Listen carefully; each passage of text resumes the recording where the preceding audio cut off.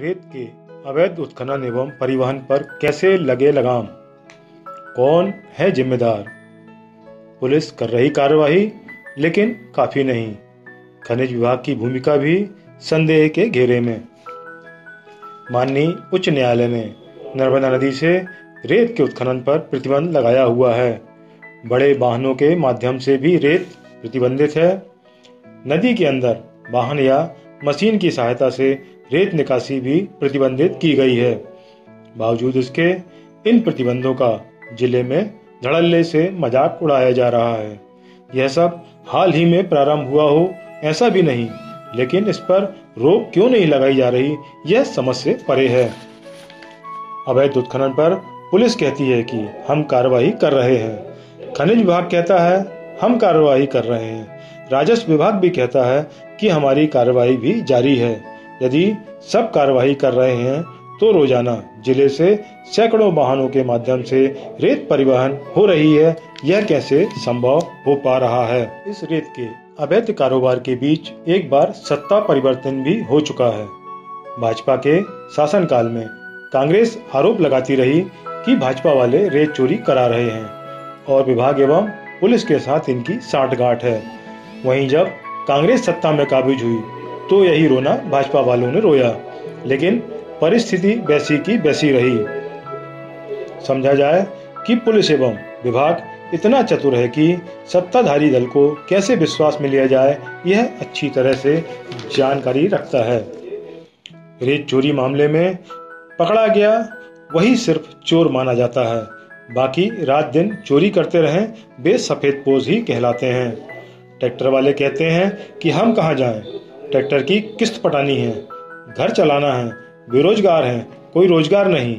वहीं ट्रक वालों की भी यही समस्या है।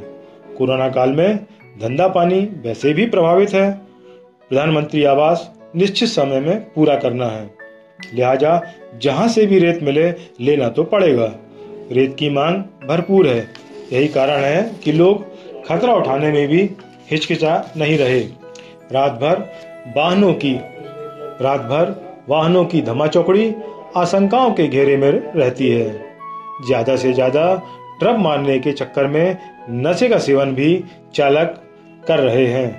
अंधाधुंध गति से वाहन भी चलाते हैं। आधी रात को लोगों का अड्डों में जमावड़ा भी रहता है। एक दूसरे के माध्यम से लगातार पुलिस और खनिज विभाग से संवाद भी इस दौरान कायम रहता है। बाहर की गाड़ियां बेधड़क रेत लेकर जा रही हैं। रोजाना एक चक्कर में 25 से 30 हजार रुपए कमाए जा रहे हैं। आखिर पैसा है तो फिर जोखिम लेने से कौन डरता है? खनिज विभाग के अधिकारी कर्मचारी भी इस दौरान काफी चर्चा में रहे। उनकी सोशल मीडिया में जो गतिविधियां रहीं वे सार्वजनिक हुई। विभिन्न संगठनों द्वारा उनके विरुद्ध ज्ञापन सौंपकर शिकायतें भी की गईं। वहीं दूसरी ओर पुलिस की बात करें तो थानों के जिम्मेदारों पर भी काफी तरह के आरोप लगे। यही कारण है कि कप्तान को थानों के इन प्रहरियों पर कार्रवाई भी करना पड़ी। पिछले 2 माह में पुलिस ने सैकड़ों वाहन रेत से भरे पकड़े, कार्रवाई भी की, लेकिन सिलसिला है कि रुकने का नाम नहीं ले रहा। यह भी सत्य है कि पूरे जिले में निर्माण कार्य प्रारंभ है, फिर वे निजी हों या सरकारी, सभी में रेत की आवश्यकता पड़ती है। खदानें स्वीकृत नहीं तो रेत कहां से आएगी? विभाग और पुलिस भी परिस्थितियों से तादाद स्थापित करने में माहिर है। राजनीतिक नेतृत्व की शून्यता जिले में सभी को अपनी लाठी अपनी भैंस वाली कहावत को चरितार्थ करने देने में सहयोगी है। अब सरमान हल निकले भी तो कैसे कि कानून का पालन भी होता रहे और लोगों की आवश्यकता की पूर्ति भी। बहुत बड़ा दुर्भाग्य है कि उस पूरे हृदयनगर अवैध रेत उत्खनन का एक हब बन गया है। मतलब आप विश्वास नहीं करोगे कि हमें भी विश्वास नहीं होता। वहाँ 50-50 ट्रैक्टर वहाँ पर अभी उपलब्ध है। लोग फाइनेंस करके ट्रैक्टर ले चुके हैं। कहीं ना कहीं प्रशासन की इच्छा शक्ति, हमारे अपने लोगों का एक जो सेटलमेंट बोलते हैं, जिसको एक क्या बोलते हैं, तालमेल, या कहीं ना कहीं राजनीतिक दुरुपयोग, इन सब चीज़ों के लिए बहुत बड़ा एक जिम्मेदार मैं मानता हूँ। अभी कटंगा टोला जो है, तलैया टोला जो है, इस प्रकार बहुत से रेत हब बन चुके हैं। मेरा आग्रह रहेगा प्रशासन से और खासतौर पे हमारे जो राजनीतिक पार्टियों के कार्यकर्ताओं पदाधिकारियों से कि हम अपनी इच्छा शक्ति पर वैधानिक से इस बात को रखें कि अवैध रेत का, अच्छा ऐसा भी नहीं कि रेत चोरी हो रही तो सस्ती रेत मिल रही हो। मार्केट में जो अभी ऊपर मंडला में देख रहे हैं या जो हमारे प्रधानमंत्री आवास वाले लोग हैं उनको तो 4,000 5,000 तक रेत पहुँच रही है। तो मेरा ये आग्रह प्रशासन से भी है और आप सभी जिम्मेदार लोगों से है कि इस रेत को चोरी को रोकने के लिए हम आगे आएँ और खासतौर पर आपकी मीडिया की बहुत बड़ी भूमिका होना चाहिए। मेरा आप लोगों से यही आग्रह होगा। ये रेत चोरी मुद्दा नहीं, मजबूरी है। आप ठीक है, आप पत्रकार होने के नाते ये मुद्दा बनाते हैं कि चलो रेत चोरी, मैं मानता हूँ कि चलिए अवैध रेत उत्खनन गलत है, लेकिन आप ये बताइए कि जब रेत खदान सालों तक बंद रहेंगी, जब रेत खदान सालों तक कहीं कोई ऐसी कोई नीति नहीं बनाई जाएगी, कहीं कोई रॉयल्टी इशू नहीं होगी, तो आदमी क्या करे, कहाँ से उठाए रेत, क्या करे? इंसान तो वही सोचता है कि भाई कहीं से भी उसको डंप मिल जाए, कहीं से भी कुछ मिल जाए। और आप क्या सोचते हैं कि ये सेटअप, आप समझिए ये पूरा सेटअप एक तंत्र है। खदानें चलती भी है तो खदान वाला 3500 में देता है, मंडला में रेत 3,000 की बिकती, हमसे लेगा कौन?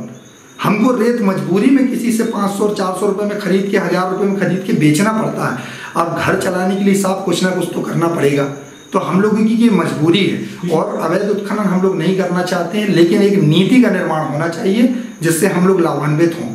डंप करने के बाद वो 2-4 ट्राली 5 ट्राली डंप किया, किसी एक ट्रैक्टर वाले को 2 दे दिया, किसी को 5 दे दिया, ऐसे करके काम चलता है। ये सच है, ये सच्चाई मैं चाहता हूँ कि आप लोगों के सामने खुले कि ये एक मजबूरी के तहत सारा तंत्र बना हुआ है जिसे हम चोरी का नाम दे रहे हैं, क्योंकि हम लोगों के पास व्यवसाय नहीं है। 7 साल हो गए हमको ये काम करते हुए, अब आप क्या चाहते हैं हम दूध की दुकान खोल लें? देखिए, खनिज विभाग के लिए मैं कोई कमेंट इसलिए नहीं करना चाहूँगा क्योंकि खनिज विभाग अपनी जिम्मेदारी से अपना काम निभाती है, लेकिन कहीं ना कहीं एक नीति में चूक हो जाती है। कहीं ना कहीं एक, जैसे बाहर से कोई ठेकेदार आया है, उसको आपने परमिशन दे दी, वो कम से कम 20 से 25 ट्रक रोज जबलपुर जा रहा है, घनसौर जा रहा है, लखनऊ जा रहा है, उनका क्या कोई बिगाड़ रहा है? और आखिर क्यों, कैसे चल रहा है उनका काम? भाई मंडला का ट्रैक्टर वाला, जो गरीब ट्रैक्टर वाला, जो 2-4 लाख का ट्रैक्टर कर्ज में लाके काम कर रहा है, वो बेरोजगार बैठा है, लेकिन बाहर से जो करोड़पति ठेकेदार आए हैं वो पूरे रेत ले जा रहे हैं यहाँ से। उनको कितने परमिशन दिए ट्रक वालों को? अब आप यही तो प्रश्न चिन्ह है कि इनके पास कैसे ऐसी परमिशन है कि इनका बिना रॉयल्टी भी चल रहा है, रॉयल्टी भी चल रहा है।